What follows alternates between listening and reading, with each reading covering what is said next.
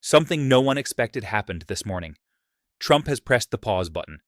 After weeks of bombings, ultimatums, and threats to destroy Iran's power plants, the President of the United States has just announced that he is suspending attacks for 5 days. Oil has plummeted nearly 14% in a matter of minutes. The Dow Jones has risen more than 1,000 points. European stock markets, which opened this morning with 2% drops, have turned around and are in the green. The IBEX 35, which had lost more than 600 points, recovered everything in less than an hour. The markets are celebrating what seems to be the start of a peace negotiation. But there is a problem. Iran says there is no negotiation. And while Trump speaks of very productive talks, Israeli planes continue to bomb Tehran. So, what is really happening? Is this the beginning of the end of the war? Or is it a tactical pause that could break in 5 days with even worse consequences? That is exactly what we are going to analyze today, with the facts on the table, without easy euphoria and without unnecessary doomsaying. Because what happens in the next 5 days can change the course of this war, and yours too. To understand what happened this morning, you need to understand what was about to happen before Trump stopped it. On Saturday night, Trump posted a message on his network, Truth Social, in all capital letters, his usual style when he wants to ensure no one ignores him. The message said, literally, "If Iran does not completely open, without threat, the Strait of Hormuz in 48 hours, the United States will attack and annihilate their power plants, starting with the largest one." 48 hours, a full-blown ultimatum. Iran responded in kind. The Revolutionary Guard threatened to attack the power plants supplying American military bases in the region. The Speaker of the Iranian parliament pointed out that the desalination infrastructure of the Gulf countries could be a target. And the Iranian Defense Council warned that it could mine the entire Persian Gulf if the attacks materialized. That is no minor threat. A mined Persian Gulf means the end of maritime traffic in the region for months or years. Asian markets collapsed at the opening on early Monday morning. Oil surpassed $114 a barrel. The Seoul and Tokyo indices fell more than 4%. European stock markets opened in deep red. The world was bracing for the most serious escalation of this war. And then, hours before the deadline expired, Trump posted a new message. Very good and productive conversations. 5-day pause. Negotiations underway. In 4 minutes, the price of oil dropped $15. If you are following this war with us, subscribe and turn on the bell. We are covering every twist in real time, with real analysis, without the noise. Let's read carefully what Trump said, because every word matters. In his post on Truth Social, Trump wrote, "I have ordered the Department of War to postpone any military action against Iranian power plants and energy infrastructure for a period of 5 days, subject to the success of ongoing meetings and conversations." Notice those 4 words. Subject to the success. The pause is not unconditional, it is conditional. If negotiations do not progress, the threat goes automatically back on the table. Trump also described the conversations as deep, detailed, and constructive. He added that they aim for a complete and total resolution of hostilities in the Middle East. Later, in a call with CNBC, he was more specific. He revealed that his special envoy, Steve Witkoff, and his son-in-law, Jared Kushner, negotiated Sunday night with an Iranian leader. When asked who that leader was, Trump gave an answer that gives much to think about.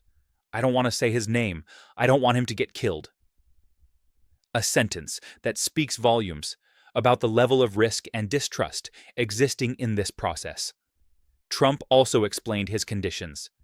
The United States demands that Iran abandon its nuclear ambitions and hand over its enriched uranium stockpiles.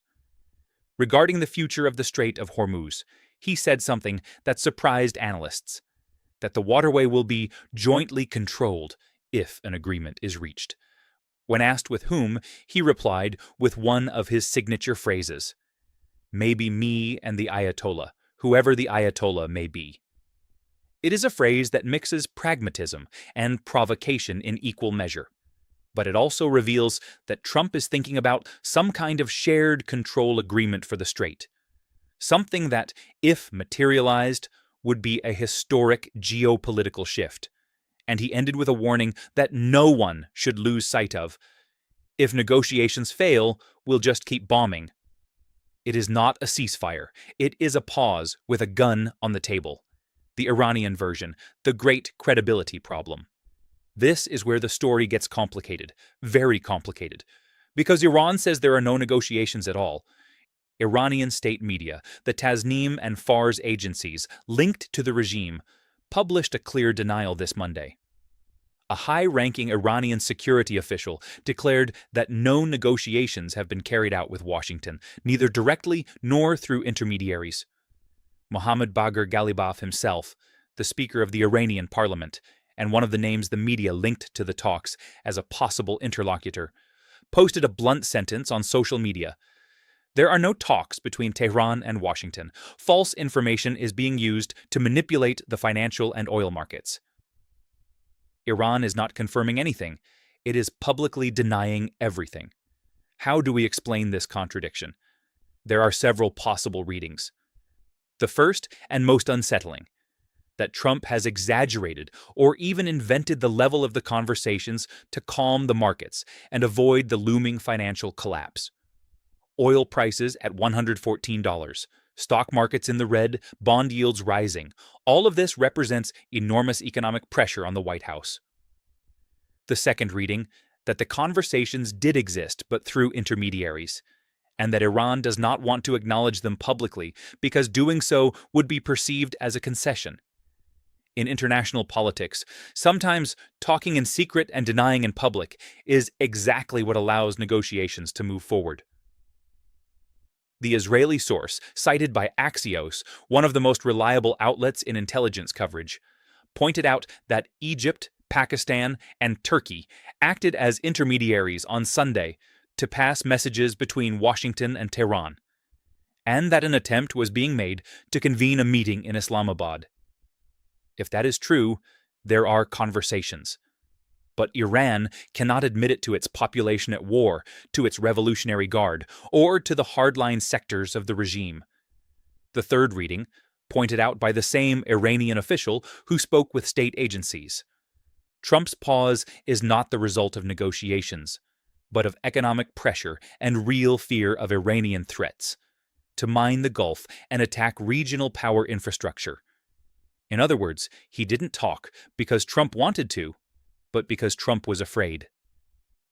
The truth is probably a mixture of all three. What is certain and verifiable is this: the markets completely ignored the Iranian denial. Oil kept falling. Stock markets kept rising. The markets bet on Trump's version, not Iran's. But markets are wrong, and they are wrong often in situations like this. The market reaction. What the numbers say. Let's put concrete numbers on what has happened today in the markets, because these data speak for themselves. Brent crude had reached a high of $114 per barrel this morning. 4 minutes after Trump's message, it was at $96, a drop of nearly $18 in 4 minutes. WTI, American oil, fell almost 10%, down to $88. The Dow Jones rose more than 1,000 points at the Wall Street opening. European markets did a complete U-turn. The German DAX went from falling 2% to rising 2%. The Spanish IBEX 35, which had lost more than 600 points, recovered everything. The European stocks 600 rose 1.4%. Airlines and consumer companies, the hardest hit by fuel prices, led the gains. Bitcoin rose 4%. Gold, on the other hand, fell first, and then rebounded, in an erratic movement reflecting the general confusion. But there is one piece of data that analysts point out as the most important of all. Despite today's drop, oil is still 33% more expensive than before the war started on February 28th. And diesel and gasoline futures have accumulated rises of 76% and 70% so far this year. Today's drop is real, but it does not erase 4 weeks of escalation. a Morgan Stanley analyst, expressed it with surgical precision. On Monday, the market woke up to potentially positive news. But for any relief rally to continue, tangible actions on the geopolitical front will likely be required. Translation: the markets are celebrating today. But if there is no real agreement in 5 days, the counter-reaction could be just as violent in a negative sense. And there is something else. While Trump announced the pause and markets rose, the Israel Defense Forces, IDF, published that they were continuing their attacks on Tehran. This caused some of the initial stock market gains to moderate, because the market suddenly remembered that there are two actors attacking Iran, and Trump can pause one, but he cannot pause Netanyahu. One of the most revealing details of everything Trump said today is the identity of his negotiators.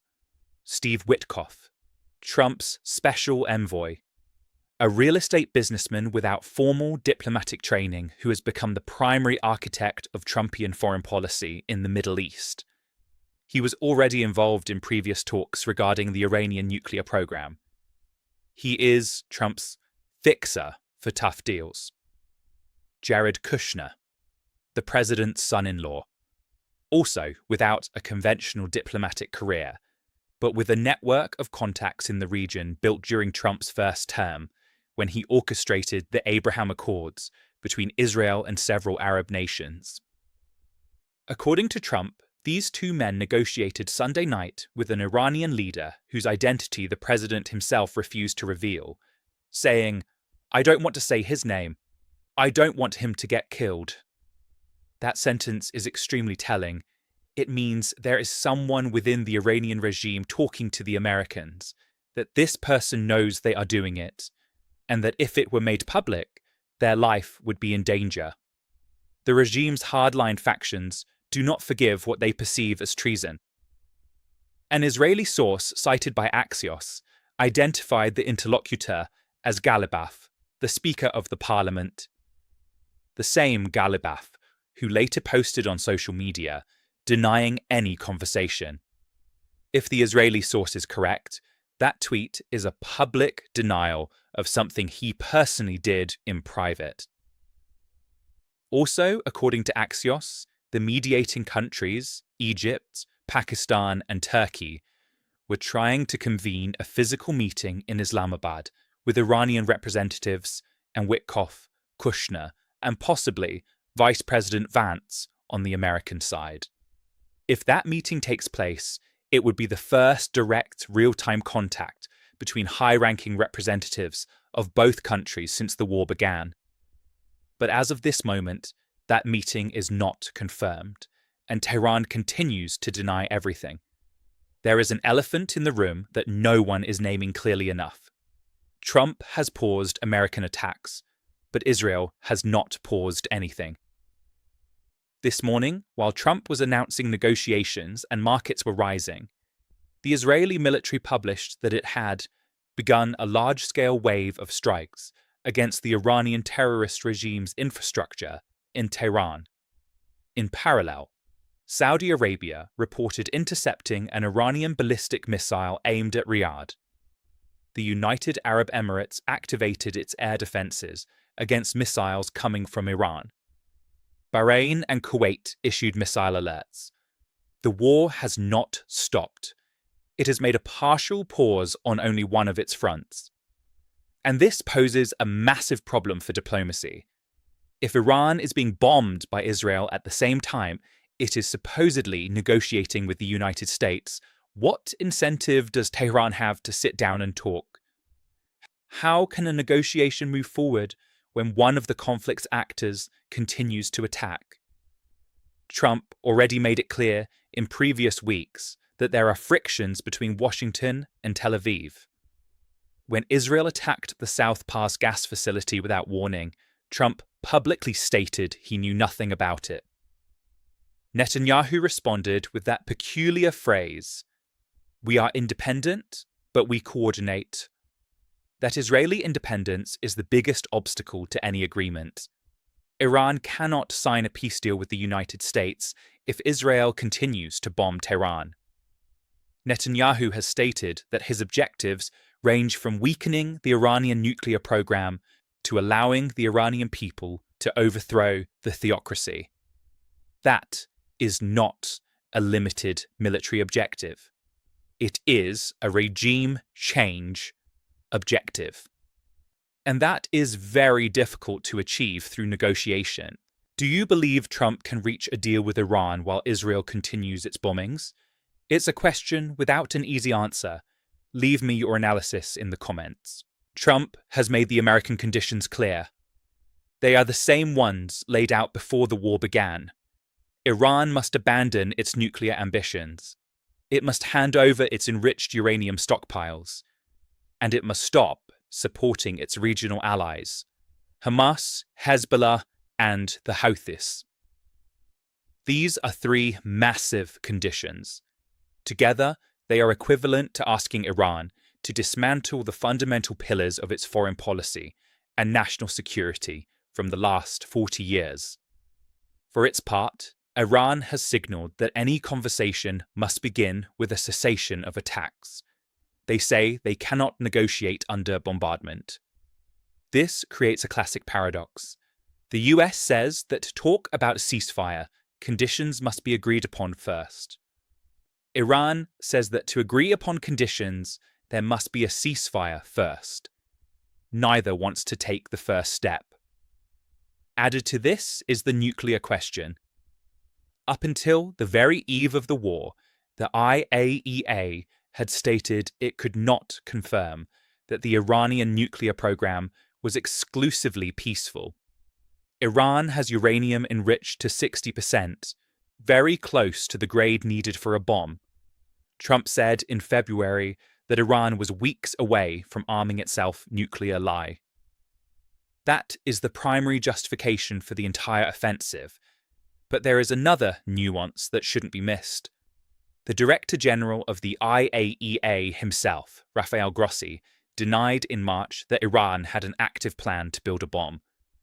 It is a conflict of intelligence that enormously complicates any verification agreement. Can there be a deal? Theoretically, yes. History has examples of negotiations that seemed impossible, yet reached a successful conclusion. The 2015 nuclear deal, the JCPOA, was precisely that. A framework for verification and reduction of the nuclear program in exchange for the lifting of sanctions. But the JCPOA took years to negotiate. And it was signed in peacetime, not in the middle of a war with thousands of deaths. 5 days is very little time. Good. We have all the elements. Let's move to the analysis. What is this pause, really? It is not a ceasefire. It is not the beginning of peace. It is a 5-day window that can slam shut at any moment if talks do not progress. Trump said it with total clarity. If negotiations fail, we'll just keep bombing. It is a tactic. A calculated pause that serves several purposes at once. It serves to calm the markets, which were on the brink of collapse. It serves to give Trump a peacemaker president narrative for the American public. It serves to give Iran an exit strategy that doesn't look like a total surrender. And it serves to test if there are real interlocutors on the Iranian side to build something with. The 3 scenarios for the next 5 days. Scenario 1, the preliminary agreement, talks progress. Some kind of minimum understanding is established regarding the Strait of Hormuz. Iran agrees to partially reopen the passage in exchange for some American concession, perhaps a longer pause in the bombings. Markets celebrate. Oil prices drop. But the war does not end. It only enters a different phase. Scenario 2. The collapse of the pause. Negotiations fail to advance. Iran hardens its position. Israel launches a particularly severe strike. Trump, feeling humiliated, reactivates the threat. The attacks on power plants begin. Iranian threats to mine the Gulf materialize. The escalation surpasses everything seen so far. Scenario 3. Prolonged ambiguity. Talks. continue without much progress, but without breaking down entirely. The pause is informally extended. The war continues at a low simmer. Oil stabilizes around $100. The world gets used to living with this crisis. And real negotiation, if it ever comes, takes months. Of the three, the third is the most likely. The first is the most hopeful. The second is the most dangerous. What should we watch for in the coming days? There are three key signals that will tell us if this pause is real or just smoke.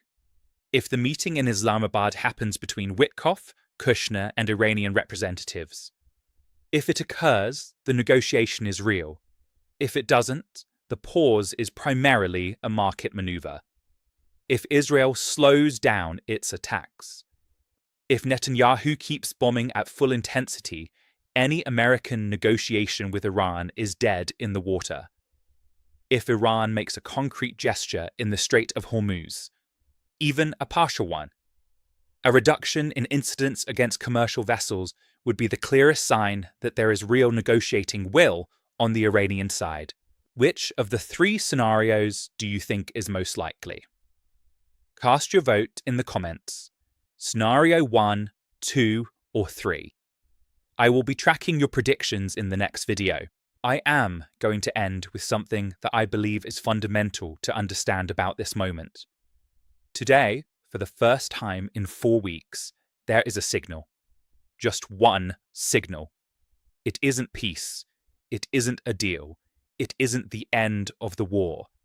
It is a signal that perhaps there is someone in some office in Tehran who is willing to listen. And someone in Washington who, at least today, prefers to listen rather than to bomb. That is important. Not because it guarantees anything, but because without that signal, the only possible path was escalation. But there is a trap that is very easy to fall into, and the markets demonstrated it today with their reaction. The trap is confusing immediate relief with a real solution. Oil prices dropped today, stock markets rose, and that is good for everyone. But the price of oil is still 33% higher than it was before the war started. Thousands of people have died. The Strait of Hormuz is still not fully open, and in 5 days, if there is no agreement, everything returns to its most dangerous point. There is a phrase that has been spinning in my head while preparing this video. Trump, in his post this morning, said that the negotiations aim for a complete and total resolution of hostilities in the Middle East. A complete and total resolution. That isn't just closing this war, it is resolving decades of conflict. The nuclear program, the proxies, the Strait, Israel, Hezbollah, everything. Nobody resolves that in 5 days. What can happen in 5 days is opening a door. Just that, a door. And the question that no one can answer yet is whether someone on the other side is willing to walk through it. We are going to follow this very closely. Every move, every statement, every market reaction. We are at the most critical and uncertain moment of this war. If you want to stay up to date with everything, you know the drill. Subscribe and turn on the bell. And if you found this analysis useful, share it. That is the best way to support this work. See you in the next video, which could be very soon.